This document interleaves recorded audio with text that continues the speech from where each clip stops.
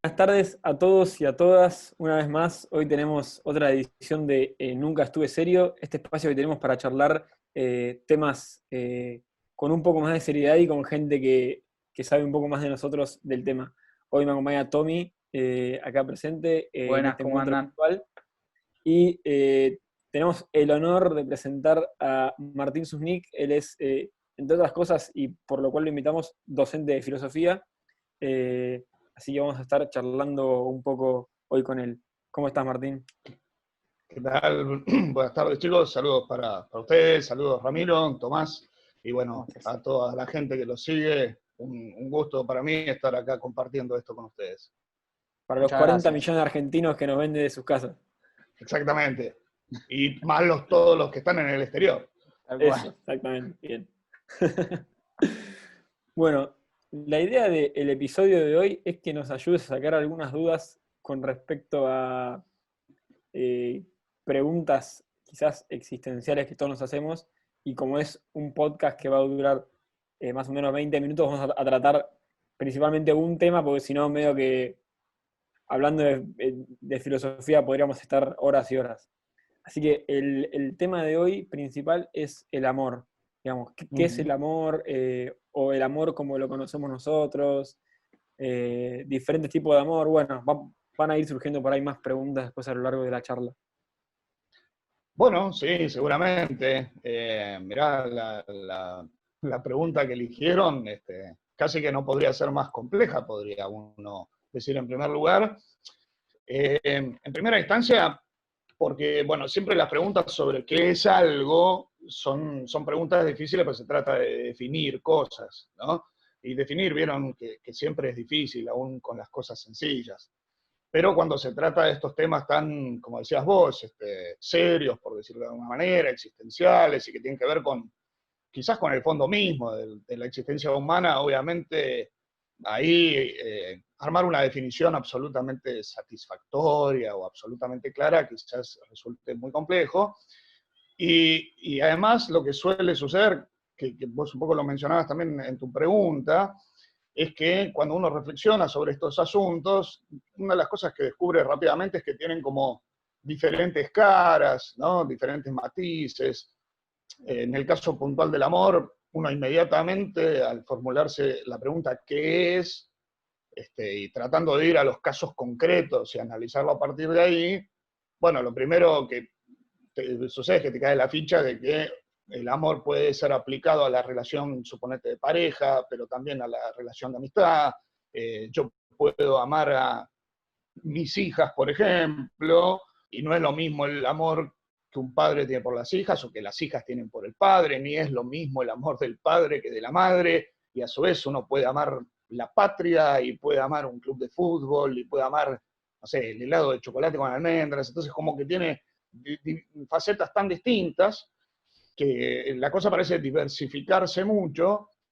Sin embargo, si el lenguaje de alguna manera utiliza el mismo término para todas estas relaciones, por distintas que sean, y usa la palabra amor para todas ellas, me parece una buena pregunta esto que está formulando de, bueno, ¿qué es en el fondo eso? ¿No? ¿Qué es lo que nos sucede, por lo menos, como amantes cuando nos relacionamos en cuanto a amantes, ya sea con una pareja, con los hijos, con los padres, con los amigos o un club de fútbol?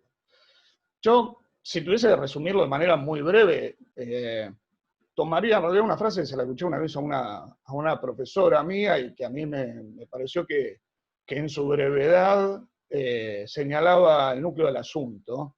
Decía ella que amar es querer que algo sea y que sea plenamente.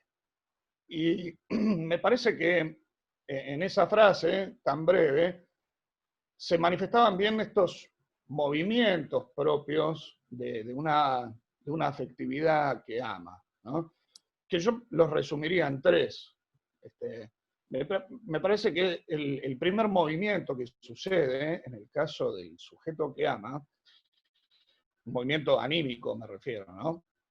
Es que el que ama eh, aprueba dichosamente la existencia de aquello o de aquel o de aquella, lo que fuese, que es el objeto de su amor. Por eso lo de Amar es querer que algo sea. No querer que algo sea en el sentido de que yo quiera producirlo. Podría Claro, llegar a ser el caso, pero como tratar de no someterlo a lo que yo necesito, quizás. ¿O no? sí, pero todavía hay algo previo a eso, que es muy importante lo que vos señalás, y es, de alguna manera, sentir y alegrarse por la existencia misma de aquello que yo amo, ¿no? Es decir, yo capto, a ver cómo lo podemos decir en pocas palabras, como que tener esta sensación de que el mundo es mejor Claro. estando eso que amo, que si eso que yo amo no estuviera. Y eso en el fondo quiere decir reconocer que lo que yo amo es, desde el punto de vista de su existencia, algo bueno, algo valioso, algo que suma, digamos así, Digamos como ¿no? que el otro o la otra o lo que sea que uno ama no tiene que hacer otro mérito más que ser o existir para que sea amado por mí, ponele. Exactamente, claro, exactamente. La existencia misma de eso como algo bueno sin necesidad de un mérito posterior, que obviamente si los hay, bienvenido sea, pero cuando alguien ama honestamente, sobre todo en el amor interpersonal, ¿no? Si yo amo honestamente a alguien, no lo hago porque sea un medio, digamos, para alguna satisfacción posterior Claro. mía, que obviamente si está, de vuelta, bienvenida sea, pero si lo amo es porque considero que él mismo es, o ella misma, lo que fuese, valioso por sí mismo, ¿no? Y por eso también quiero ir hacia eso, ¿no? Porque cuando uno descubre que algo es bueno, valioso en este sentido, no bueno moralmente, porque yo puedo amar a una persona que es terriblemente atorrante, pero cuando descubro que su existencia es valiosa, eso de alguna manera funciona como un imán para con mi afectividad y me invita, me empuja a ir hacia ella. Por eso vieron que es típico del amante esto de este movimiento extático, ¿no? De salir de sí e ir hacia el encuentro con el otro, ¿no? A materializar de alguna manera esta unión que afectivamente ya se da.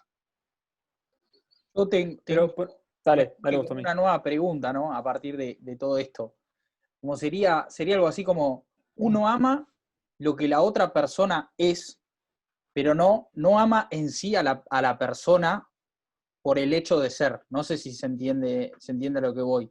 Como que uno ama lo intrínseco de una persona, entonces, por ende, se me ocurre pensar que si yo quiero cambiar lo que es esa persona para poder amarla, no lo estoy amando del todo. ¿Se entiende a lo que Correcto. voy? Sí, sí. En la segunda formulación te entendí mejor. De hecho, si yo voy a esperar que la otra persona cambie para poder amarla, entonces yo de hecho no estoy amando a la persona en sí misma, sino, en todo caso, no sé, un deseo mío de lo que esa persona puede llegar a ser o una proyección mía, eh, lo cual quiere decir justamente que yo no amo a la otra persona, sino a mí mismo, porque lo que yo estoy amando es mi propio proyecto y no al otro en cuanto tal, ¿no? Cuando el amor no tiene ese realismo de fondo, entonces, bueno, a mí por lo menos no me da la sensación de que sea un amor muy auténtico. Y viste que siempre estamos acostumbrados, no sé si es algo muy de nosotros de Occidente o si es muy de educación judio-cristiana o de dónde es que viene el amor como romántico, como romantizar el amor, como si fuera la única cara que tiene el amor. Sí, la verdad que no te sabría decir de dónde viene. A mí me parece una picardía, digamos así, reducir el concepto a eso solo. Ciertamente el amor romántico tiene algunos componentes propios, por ejemplo, cierta exclusividad, digamos así, ¿no?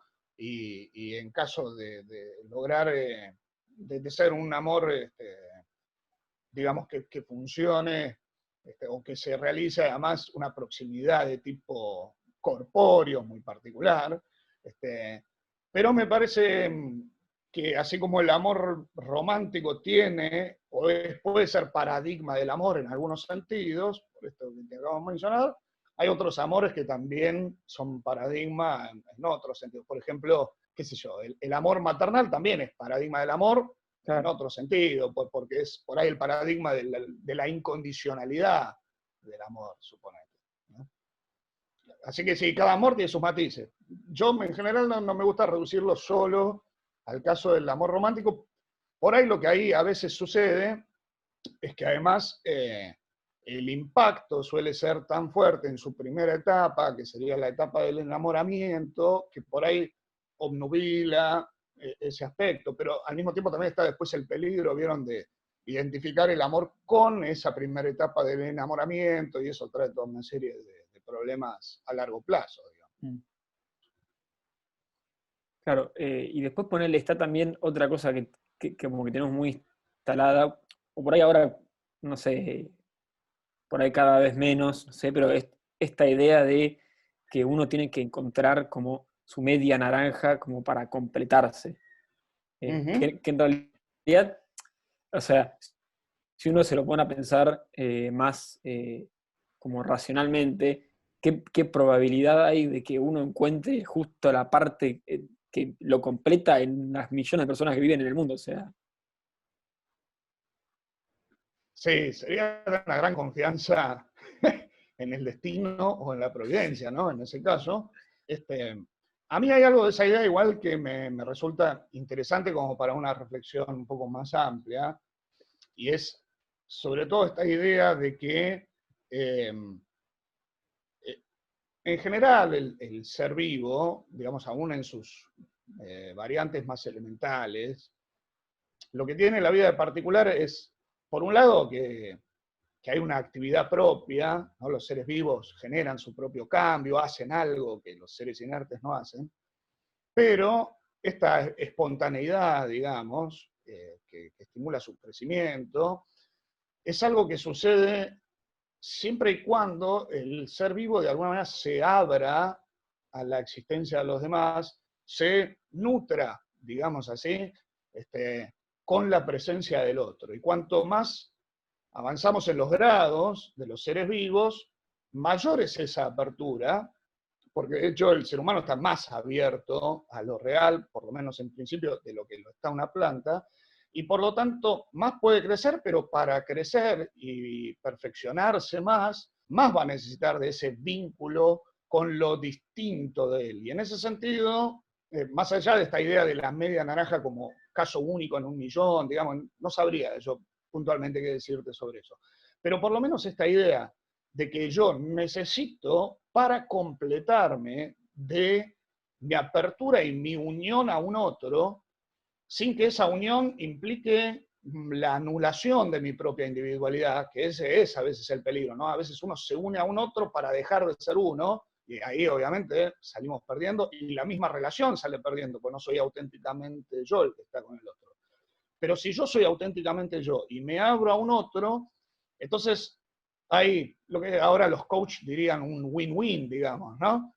Es decir, Es como ganamos algo los dos. simbiótico, llamémosle. Sí, solo que en el caso de lo simbiótico, está bueno este término que vos traes a colación, hay un autor que se llama Erich Fromm, que es un psicólogo del siglo XX, y dice hay que tener cuidado de no identificar el amor en su máxima expresión con la necesidad simbiótica, porque en el caso de la simbiosis, yo, está bien, entiendo justamente lo que yo decía, yo necesito para vivir y vivir mejor del otro, solo que en el caso del amor tiene que haber una dosis de gratuidad y de libertad, ¿no?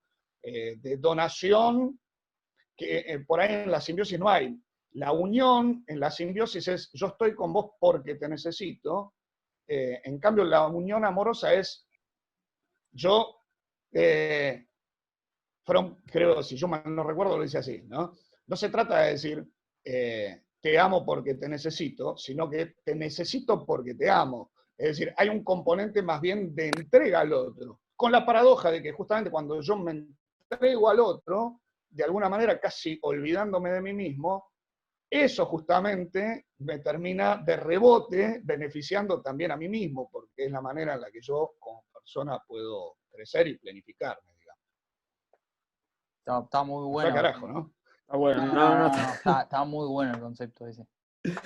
Sí, sí, Vito, cuando te quedás como tratando de analizar algo, una frase. Sí.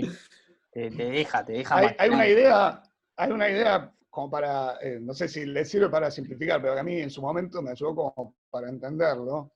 Otro psicólogo, justamente, no sé si escucharon hablar alguna vez de Viktor Frankl, ¿no? Sí. Él propone una nueva línea de psicoterapia, bueno, en fin, no hace falta narrar su historia, pero en uno de sus análisis técnicos, Viktor Frankl menciona el carácter contraproducente de la hiperintención. Cuanto yo más me obsesiono con querer lograr un objetivo, a veces eso es justamente lo que dificulta que yo lo logre. Y por el contrario, cuando yo a veces me olvido, ¿sí?, de lo que en el fondo estoy buscando, eso me ayuda a mí justamente a conseguirlo. Uno de los ejemplos podría ser, vieron, cuando uno se quiere dormir, ¿no?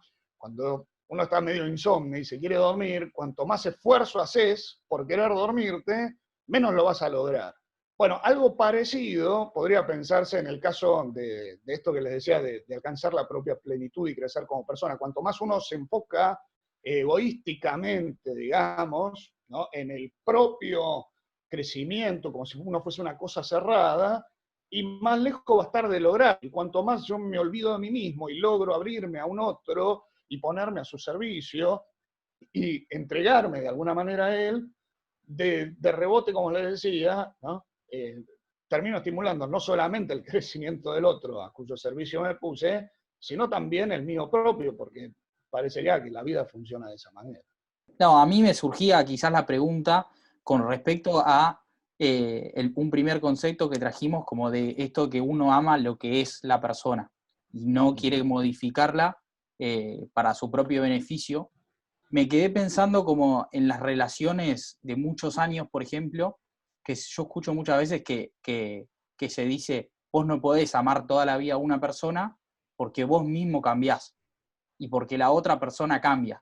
Pero se me ocurre, pensando esta definición, que quizás no es tan así, porque uno no necesariamente tiene que amar, digamos, o amoldar a la persona a cómo está pasando un momento, sino que es esa primera, digamos, vivencia o esa primera cosa que lo hizo amarse lo que siempre se va a mantener.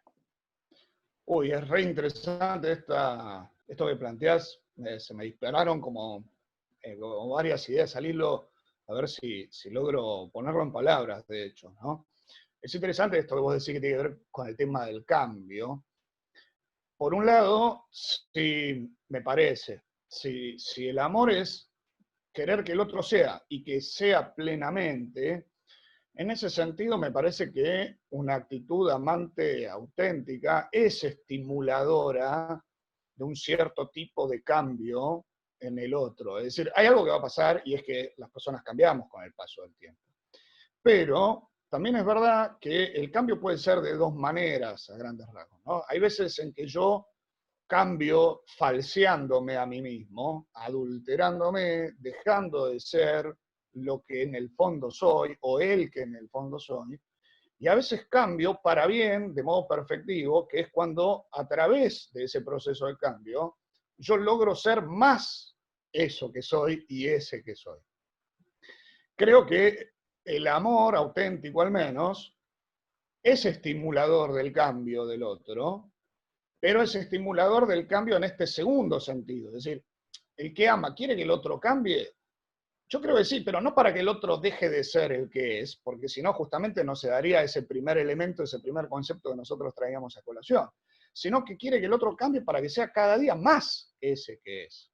Justamente Frankl, a quien recién mencionábamos, decía que el tipo que ama tiene la particularidad de poder ver en el otro no solamente quién es, sino también quién puede llegar a ser, ¿no?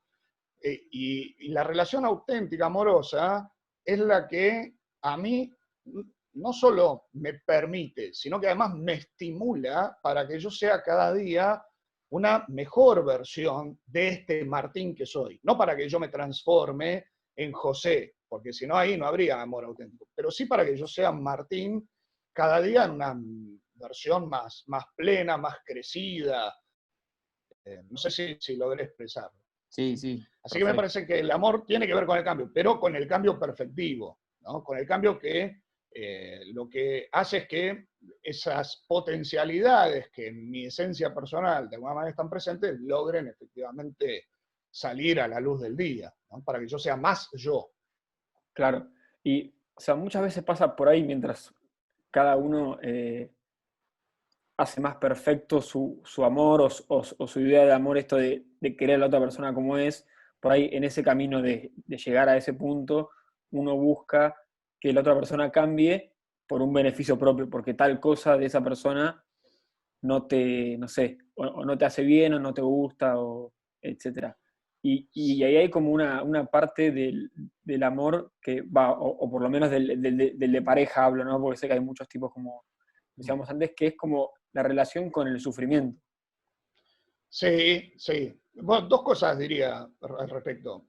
Que pasa lo que vos mencionás, ni hablar, ¿no? Eso sucede. Creo que justamente cuando sucede eso, y yo quiero que el otro cambie en un sentido alternativo, para que deje de ser el que es y para que se transforme en lo que yo quiero que sea, como no se da ese primer elemento de aceptar al otro en lo que es, ¿no? En su mismo ser, sino que de alguna manera es una proyección de mis deseos y de mis caprichos, habría que repensar si en ese caso hay amor verdadero o no. Eso en primer lugar. Ahora, en cuanto a su relación con el sufrimiento, y sí, lógico. O sea, lo que me parece a todas luces claro es que, esto lo decía Freud, hoy no sé qué, la tengo con los psicólogos, pero se ve que, bueno, es... Algo Freud, sabe. sí, sí, es verdad. Freud decía que Freud no era muy amigo de la idea de que el amor implicara alegría, porque decía que cuanto más uno ama, más se expone a sufrir. Hay algo de cierto en eso, para mi gusto, eh, y es que ciertamente siempre que sufrimos, en última instancia sufrimos por amor, ya sea el de pareja o del tipo que sea, ¿no? Es decir, cuanto más ama uno a alguien, más expuesto está a tener que padecer el dolor en caso de que a lo amado le suceda algo inconveniente, o cosas por el estilo. No se trata, me parece, tanto de sufrir, obviamente que también pasa, y sufro yo porque el otro no es lo que yo quiero que sea. Pero ese es un problema mío, porque yo en el fondo no estoy amando al otro, sino mi propio proyecto, mi propia ilusión. Pero cuando yo de verdad amo al otro, obviamente yo quedo expuesto, quedo vulnerable, porque al otro le pueden pasar cosas malas. Y yo quiero que el otro sea plenamente, y eso puede fallar, ¿no? Y el otro puede, no sé, convertirse en algo que sea dañino, suponete, o le puede pasar algo, y entonces yo voy a sufrir. O sea que es verdad que cuanto más uno ama, más se expone al sufrimiento. Lo que, no obstante, no quita que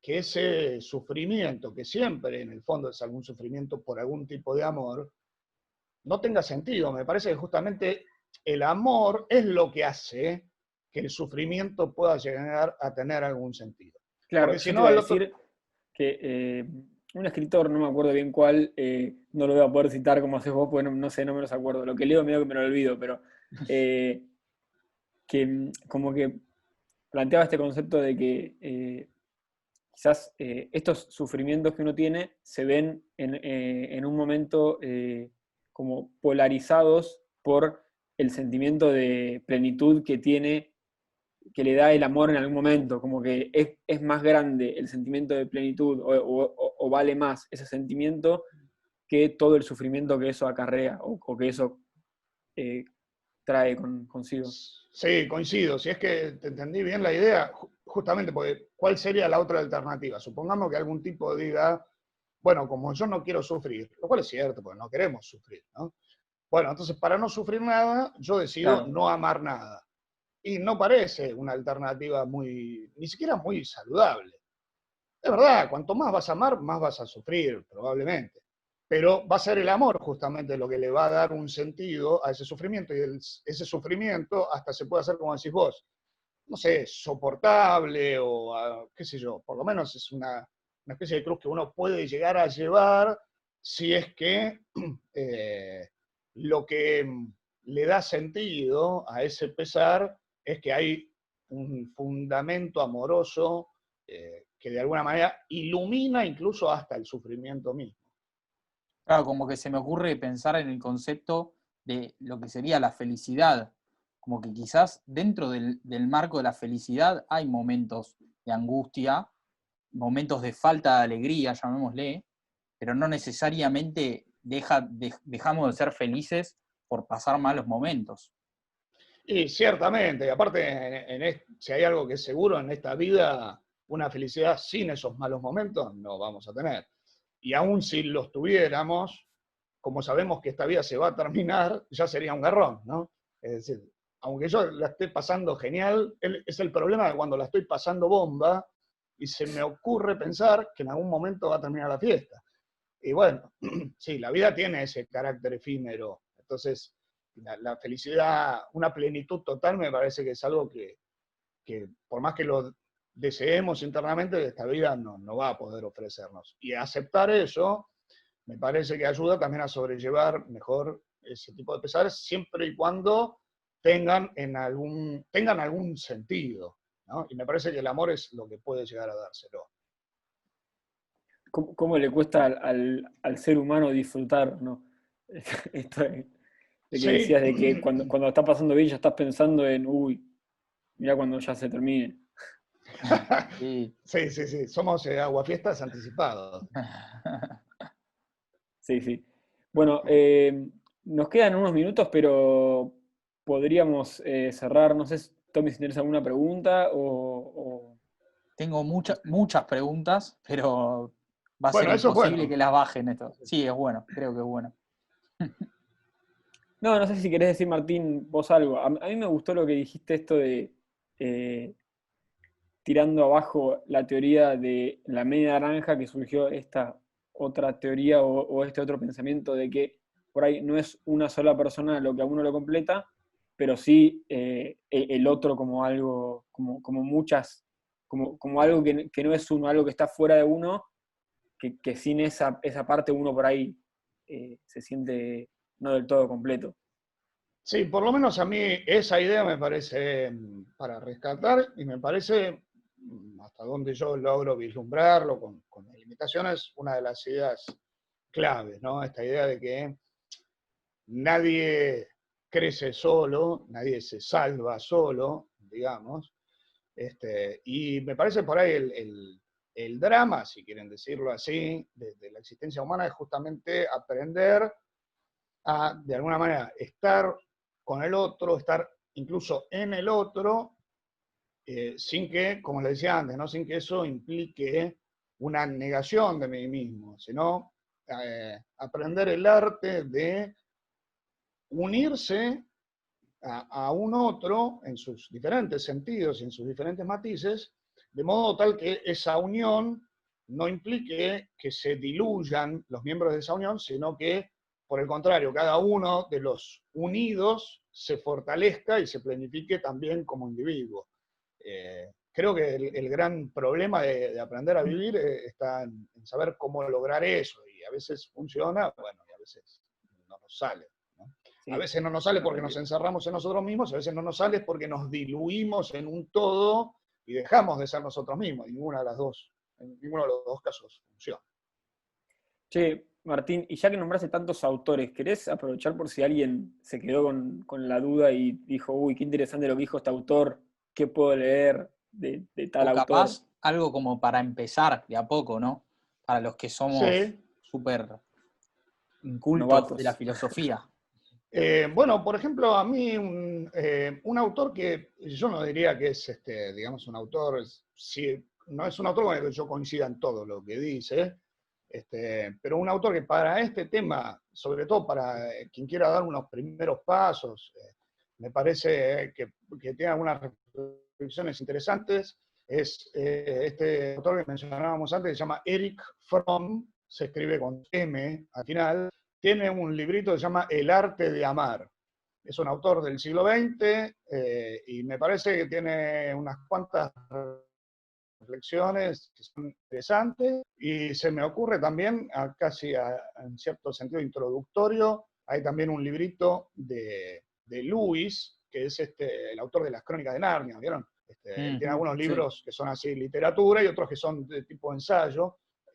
hay un libro que se llama Los Cuatro Amores, donde él distingue 4 tipos diferentes de amor y me parece también aclara el panorama, y al mismo tiempo son 2 autores que tienen miradas incisivas por momentos y nos abren un poco la cabeza y nos permiten desatarnos de algunos prejuicios o preconceptos a los que a veces estamos demasiado aferrados. Así que en este momento, así, digamos, improvisando un poco, esos son los 2 autores que yo recomendaría para alguien que quiere iniciarse en estas temáticas. Genial, Martín. Muy bueno. Bueno, te agradecemos enormemente que hayas aceptado formar parte de este espacio, de este encuentro. Sí, muchas gracias. Muchas Al gracias. contrario, chicos, yo les agradezco quedan... a ustedes por la invitación. Así que bueno, ha sido un verdadero gusto y bueno, ojalá lo podamos repetir en algún momento. Nos quedan demasiadas dudas igual, de muchos temas para hablar con vos. Así que si te molestamos de vuelta en una de esas, puede llegar a pasar. Sí, cómo no. Será un placer. Combinamos y es bueno eso, porque viste, a veces si uno, después de hablar, sobre todo cuando uno es profesor de filosofía, por ejemplo, terminás de dar una clase y dices alguna pregunta y te dicen no, y no es una buena noticia, porque significa que no dejaste muchas inquietudes picando. Así que si quedaron muchas cuestiones en el tintero, me voy satisfecho. No, sí, más satisfecho. Bueno, gracias Tommy, gracias Martín nuevamente. Este fue otro episodio de Nunca Estuve Serio y nos vemos en la próxima edición. Chau, chau. Chao.